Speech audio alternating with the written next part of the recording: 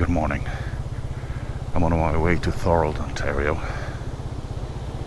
one of my favorite towns in Canada, and I'm going to exit through Bradley Street in St. Catharines, formerly Meriden, and this is Niagara Escarpment. Thorold, which is just on top of Niagara Escarpment here, and this is the second Welland Canal. The stretch of second Welland Canal here is called Neptune's Staircase. This was lock 16 to 21, and first and second Welland Canal ran through the middle of Thorold till 1935, and this second Welland Canal, crossing the street, we're crossing into Thorold. The second Welland Canal replaced the first Welland Canal. 27 cut stone locks, bigger, deeper, longer, replaced 40 wooden locks. In 1941, the government of Canada recognized how important Welland Canal is and took over. And 1845 was the second one opened. That Welland Canal used to be running through here. I'm gonna let this bus go. Well, not if I had a choice. So this is Thorold. And the first place we're going to see is this Kiefer mansion, Maplehurst. This is the site where Kiefer brothers bought or built their first log cabin and then replaced it by a house. And this here was built in 1886, but the Kiefer family lost it within 8 years, back taxes and such. It had a lot of owners. It was a hospital at one time. There's still some people in Thorold alive who were actually born in this building. Kiefer brothers, George and Jacob, were born in New Jersey on a farm. Their dad was a loyalist. He fought for the British during the American Revolution, and he died of army fever, they call it. I had to look it up. It's typhus. I don't know why they just don't say it. But Americans confiscated the farm, but they're gracious enough to allow old firehouse. And this used to be a bridge. They allowed them to stay till they reached adulthood. So in 1790, they tracked, both brothers walked from New Jersey to Thorold. It took them a while. There was no interstate highway system. They ended up in Thorold. George Kiefer was granted this land, and some sources say that he bought, some sources say that he bought it from, built it or bought it from a squatter, the first original cabin. 2 years later, they called for the family. This is the biggest flour mill. They say it's the second, but this is the biggest. And the Jacob here is actually George's son, named after George's brother, Jacob Kiefer. And this mill was powered by Welland Canal. When George Kiefer was officer in Lincoln Militia in the War of 1812, this area was occupied by Americans in 1813. And his house, which was built where the original cabin was, where now the Kiefer mansion is, was taken over by Americans and made into a field hospital. And George's wife, I think this is one of the pictures. That's the mill. That's the firehouse. When Americans took over Kiefer's house and turned it into the hospital, they forced George Kiefer's wife, Catherine, and his daughter, 15 at the time, to be nurses. And Catherine, just a few months earlier, gave birth to her last son. She was probably overworked or got a disease or something, and she died in July of 1813. This is the fourth Welland Canal, opened in 1935, and these are twin locks. Ships Ontario bound on that side, Erie bound this side. This way there's no issues.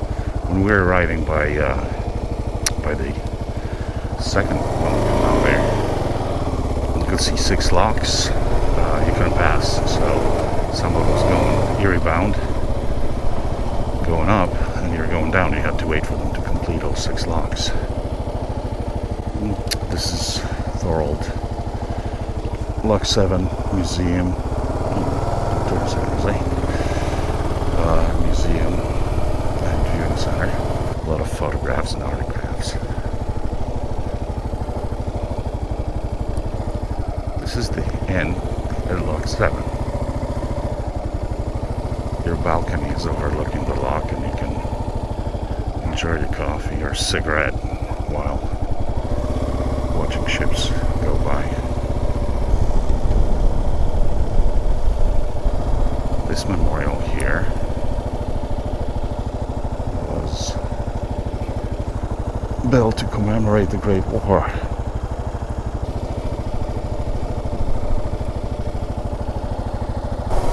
When George Kiefer's daughter, Elizabeth, was working as a nurse at the American hospital, she fell in love with American surgeon, Dr. Coulter. And 2 years later, when she was 17, they got married in Queenstown. She moved to Erie, Pennsylvania. Apparently she never came back to Ontario. Not sure if she kept in touch with her family. Crossing the street here, I'll be in St. Catharines. St. Catharines, Thorold. I'm going to get smacked by those branches.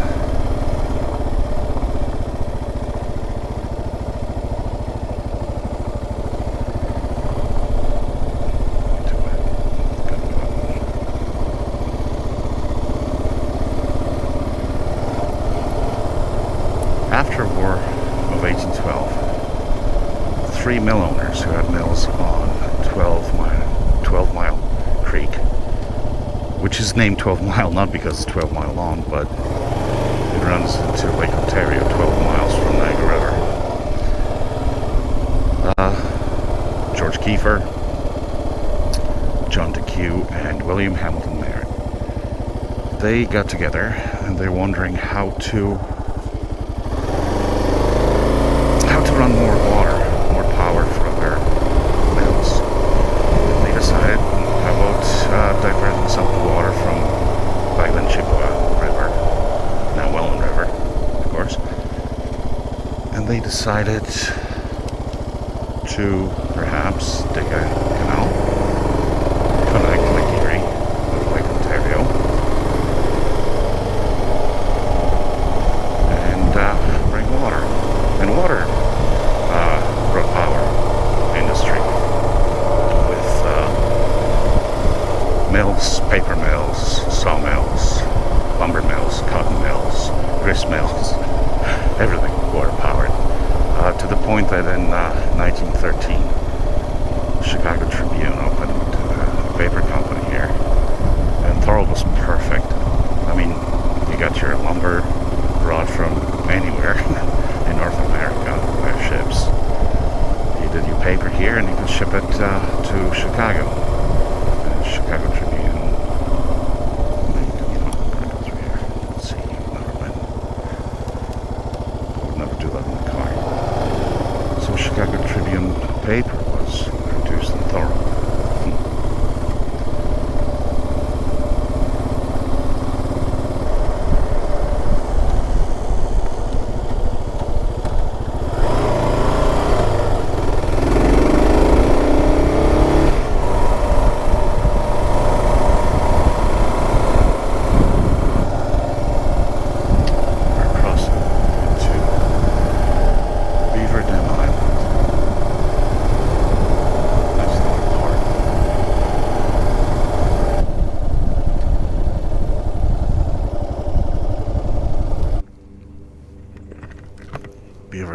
church.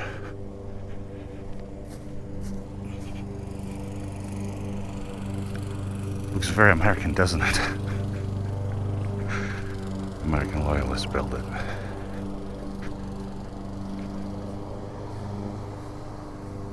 I think they just renovated it too.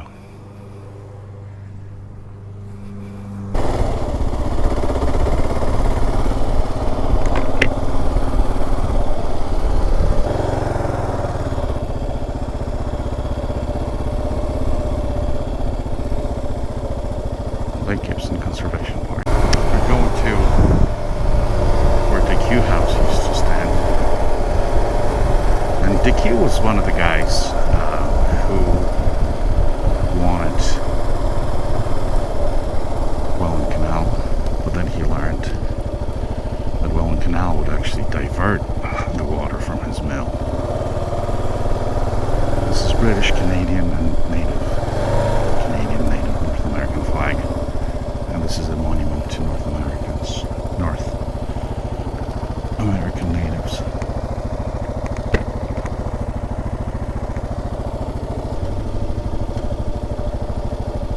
Morningstar Mill is in St. Catharines, but if you're seeing DQ House, you can just drive less than a mile to look around.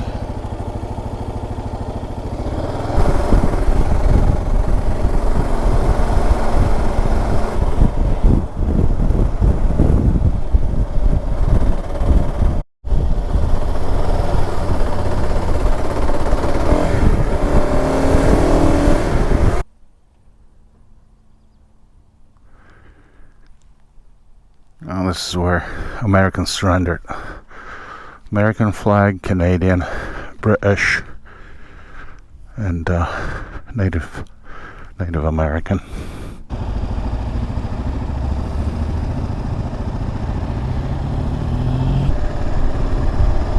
As I'm riding around Thorold, annoying the locals, I'm sure, let's just talk about the Battle of Beaver Dams. And about Laura Secord.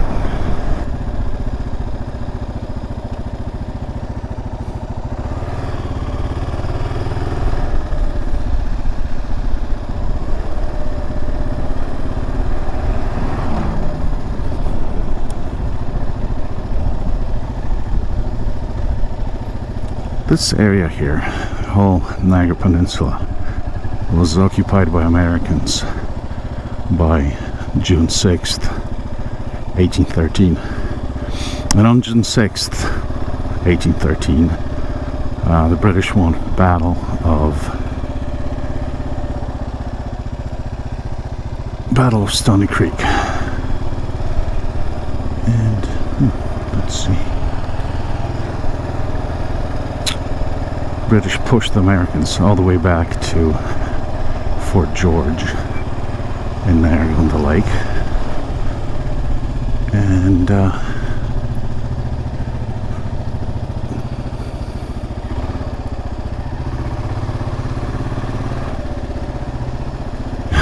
what a fight done.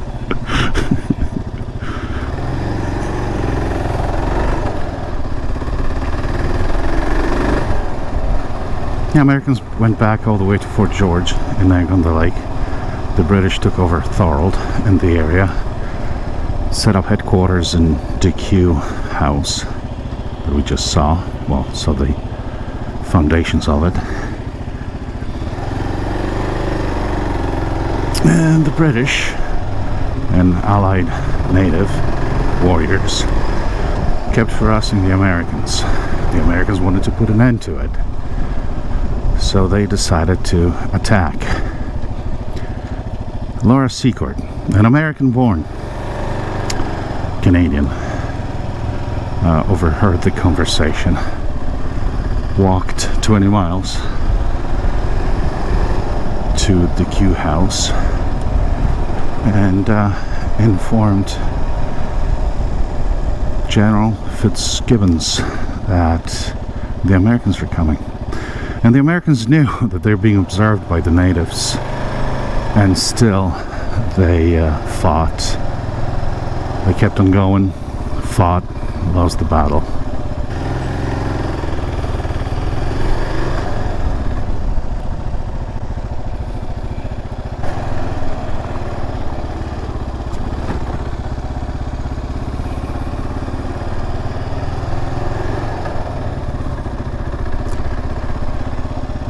Laura Secord was born in Great Barrington, Massachusetts. Her dad was not a loyalist. Her father fought in the American Revolution on the American side. And after establishment of the United States, Laura Secord's father even fought as an American to squash the Shays Rebellion in Massachusetts, and cyclist Shays Rebellion,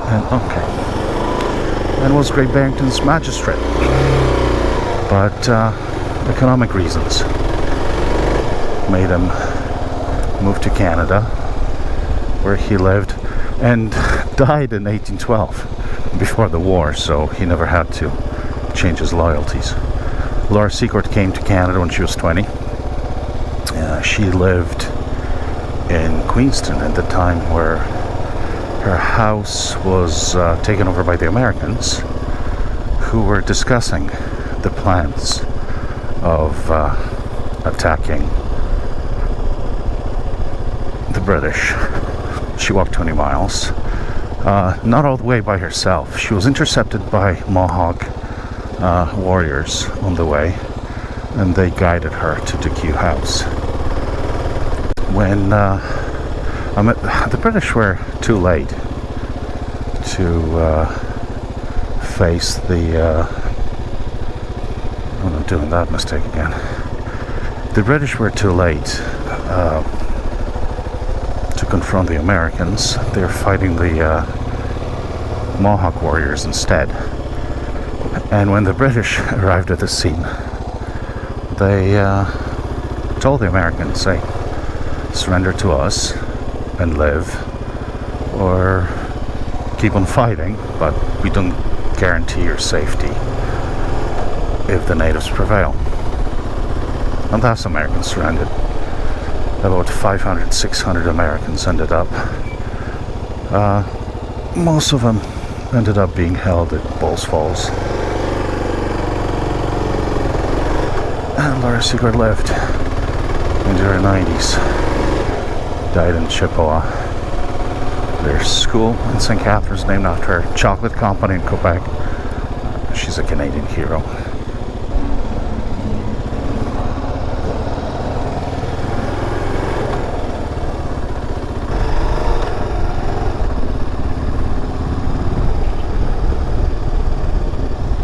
"3,000 vessels come up and down the Welland Canal every year."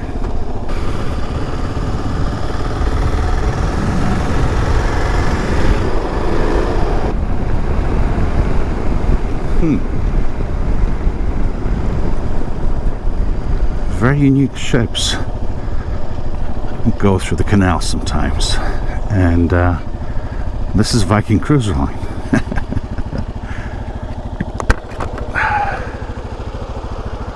Going up towards Lake Erie. Must be interesting for them, seeing how the ship goes up.